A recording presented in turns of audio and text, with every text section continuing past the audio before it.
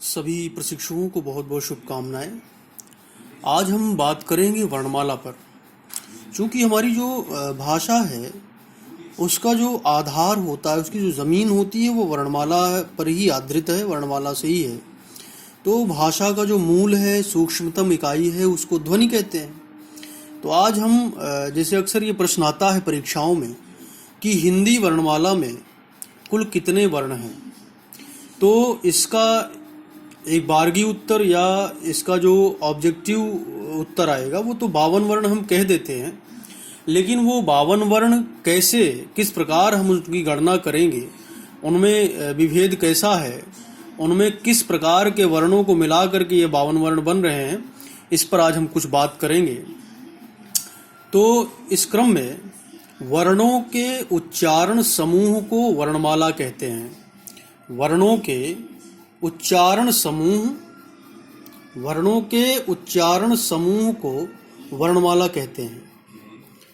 जैसे स्वर अ, आ, ई, उ, री, ए, आए, ओ, आओ।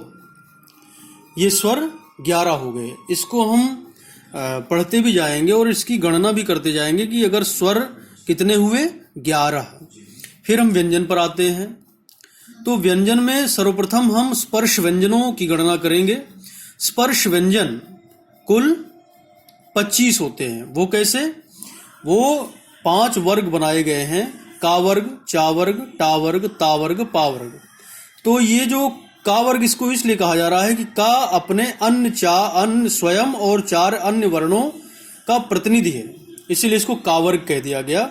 क, ख, ग, घ, ङ, च, छ, जा, झा, य, टा, ठा, डा, ढा, ड़, ता, था, दा, धा, न, पा, फा, बा, भा, मा।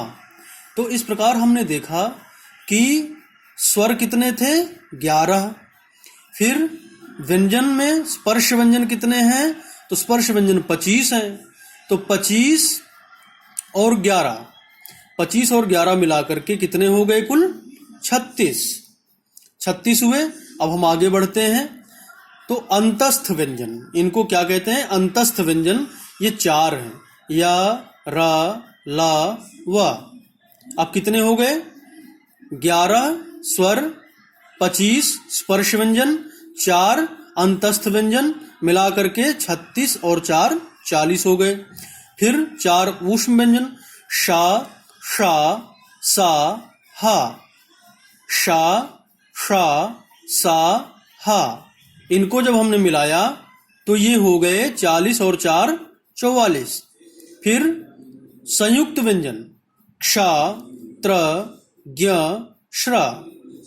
44 और 4 48 हो गए।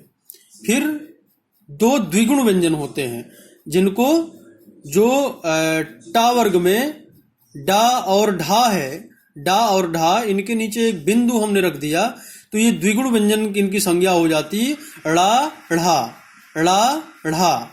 तो 2 ये हो गए। अब कितने हो गए? 48, 2 50।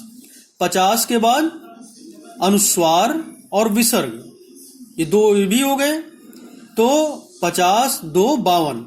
इस तरह से हिंदी वर्णमाला में जो 52 वर्णों की बात की जाती है, अब ये 52 वर्ण इस प्रकार हो गए। फिर से एक बार हम देख लेते हैं कि स्वर 11, स्पर्श व्यंजन 25, अंतस्थ 4, ऊष्म 4, संयुक्त 4, द्विगुण 2, अनुस्वार और विसर्ग 2। इनको अयोगवाह भी कहते हैं। जैसे कहा गया है, योगेन विना न वहंति इति अयोगवाह। योगेन विना न वहंति इति अयोगवाह, अर्थात बिना स्वरों के योग के इनका उच्चारण नहीं हो पाता, इनका निर्वहन नहीं हो पाता, इसीलिए इनको अयोगवाह कहा जाता है कि बिना योग के इनका निर्वाह नहीं हो सकता। हम एक बार सरसरी तौर पर फिर से देख लेते हैं। 11 स्वर, 25 स्पर्श व्यंजन, 4 अंतस्थ व्यंजन, 4 ऊष्म व्यंजन, 4 संयुक्त व्यंजन, 2 द्विगुण व्यंजन, 2 अनुस्वार और विसर्ग जिसको अयोगवा भी कहते हैं। इनको हम जब टोटल हमने इनको जोड़ा तो ये कुल वर्णों की संख्या 52 हो गई।